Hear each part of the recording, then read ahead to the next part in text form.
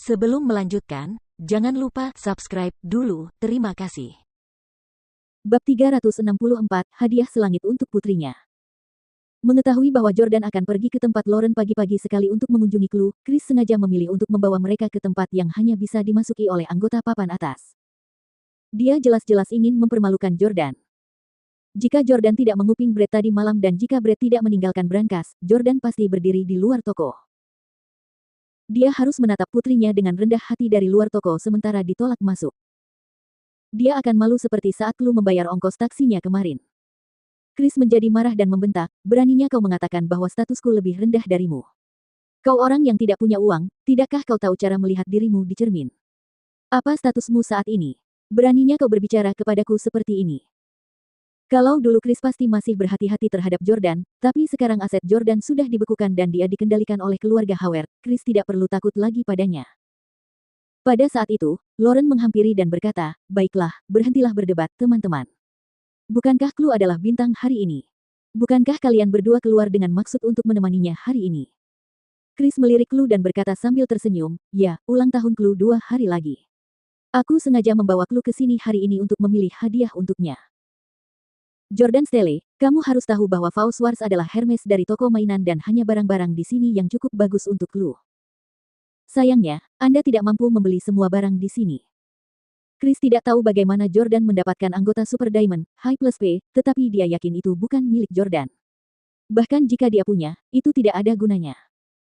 Kartu member, High Plus P hanyalah simbol status yang menunjukkan jumlah uang yang pernah dibelanjakan seseorang di toko pada masa lalu. Kartu ini bukan kartu bank yang dapat digunakan untuk menyimpan uang.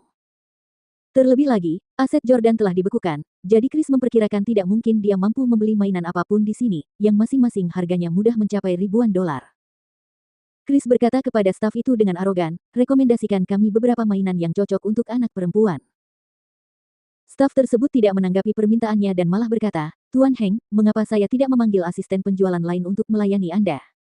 Saya melayani Tuan Stelle secara eksklusif. Kamu, Chris merasa sangat malu karena tidak mampu memerintah anggota staf layanan meskipun dia adalah anggota tingkat berlian. Di sisi lain, Jordan tertawa dan berkata, tidak apa-apa, karena kita berdua sedang membeli hadiah untuk Clue, kamu tinggal bertugas mengenalkan mainan itu pada kami. Ya, Tuan Stelle. Setelah mendengar instruksi Jordan, petugas layanan itu berdiri dan berjalan ke depan. Ia kemudian menuntun mereka ke kiri. Dia memperkenalkan, ini adalah merek terkenal Amerika, Bunnies by the Bay, yang menjual mainan mewah bertema kelinci bertelinga panjang yang berwarna merah muda, biru, dan krem. Mainan ini merupakan mainan favorit anak-anak. Clue berjalan mendekat, meraih seekor kelinci biru, dan berkata, kelinci ini sangat menggemaskan. Chris berjalan di belakangnya, membelai rambut Clue, dan bertanya, Clue, apakah kamu menyukainya? 1. Clue mengangguk dan berkata, ya. Chris berkata pada pelayan, bungkus saja. Dia lalu berkata, teruslah memilih. Petugas layanan mengarahkan kerumunan ke kanan dan berjalan ke sebuah minivan Mercedes-Benz Mini. Ia kemudian berjalan ke sebuah minivan Mercedes-Benz Mini dan memperkenalkan, ini adalah mobil mainan. Meskipun ini mainan, mobil ini dilapisi kristal Swarovski. Mobil ini sangat cantik dan sangat mahal. Oh, mahal sekali ya. Berapa harganya? Chris secara khusus menanyakan harga ketika dia mendengar staf mengatakan bahwa mainan itu sangat mahal. Pelayan itu menjawab, harganya $50.000. $50.000. Itu mahal. Lauren terkejut karena dia baru saja melihat mobil merah yang cantik dan berkilau itu. Namun, tidak ada label harga di mobil itu, jadi dia tidak tahu berapa harganya. Dia pikir biayanya paling banyak hanya beberapa ribu saja. Namun, Chris berkata sambil tersenyum tipis, hanya $50.000. Selesaikan saja dan lanjutkan dengan memperkenalkan mainan.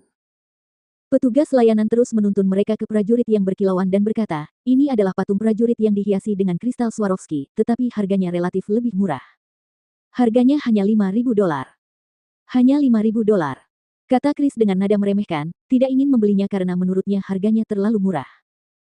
Jadi, Chris menatap Jordan dan berkata, aku akan memberimu kesempatan untuk tampil. Kau bisa memilih yang ini karena lebih murah. Jordan memutar matanya ke arah Chris sebelum menatap Clue. Clue, apakah kamu suka patung prajurit kecil ini? Clue menatap prajurit yang berkilauan itu dan hendak mengangguk, tetapi betapa terkejutnya dia, Lauren menekan bagian belakang kepalanya dari belakang dan menggelengkan kepalanya ke arahnya. Meskipun Clue masih muda, dia telah mengembangkan hubungan telepati dengan Lauren dan dengan demikian mengerti apa yang dimaksud Lauren. Clue lalu menggelengkan kepalanya dan berkata, tidak. Jordan pun tidak menyukai prajurit itu, jadi dia berkata, kalau begitu, jangan kita beli saja. Hahaha. Chris tertawa saat melihat adegan itu. Aku tahu kamu tidak mampu membelinya. Chris kemudian memilih lebih dari 10 mainan untuk Clue. Hitung total tagihannya. Tak lama kemudian, petugas layanan menghitung total tagihan. Tuan, total tagihan Anda adalah $205.481. Lauren merasa dia menghabiskan terlalu banyak uang. Chris, Clue masih muda dan tidak punya perasaan. Kamu keterlaluan dengan menghabiskan lebih dari $200.000. Keluarga Lauren mungkin kaya, tetapi Lauren selalu berhemat. Selain itu, dia bahkan menjadi jauh lebih hemat karena dia menolak untuk menikah dan tidak tega meminta uang kepada keluarganya. Chris mengeluarkan kartu banknya dengan sopan dan menyerahkannya kepada pelayan. Pembayaran dengan kartu, silakan. Ia kemudian berkata kepada Lauren, karena aku akan menjadi ayah Clue, aku harus memberinya yang terbaik. Aku tidak seperti orang di sini yang bahkan tidak akan memberikan hadiah ulang tahun untuk putri kandungnya. Jordan, ada begitu banyak hadiah di sini, setidaknya kamu harus memilih satu untuk Clue. Apakah kamu tidak punya pekerjaan sekarang? Tidak bisakah kamu meminta gaji sebulan di muka? Oh, nggak bisa. Karena sekarang kamu bekerja sebagai petugas keamanan, aku khawatir kamu harus meminta uang muka 3 bulan gajimu agar bisa membeli mainan. Hahaha. Jordan mengabaikan Chris dan membiarkannya begitu saja. Kebenciannya terhadap Chris semakin kuat, dan dia bahkan membencinya lebih dari saat mereka pertama kali bertemu. Kala itu, Chris bersikap dingin, sombong dan menjijikkan, namun ia adalah orang yang tidak banyak bicara dan lebih suka menggunakan kekerasan untuk menyelesaikan masalah, meskipun akhirnya ia dihajar habis-habisan oleh Jordan.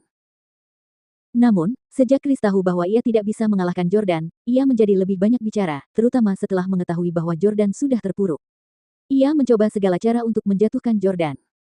Dia bagaikan seekor lalat yang mengganggu, yang terus-menerus berdengung.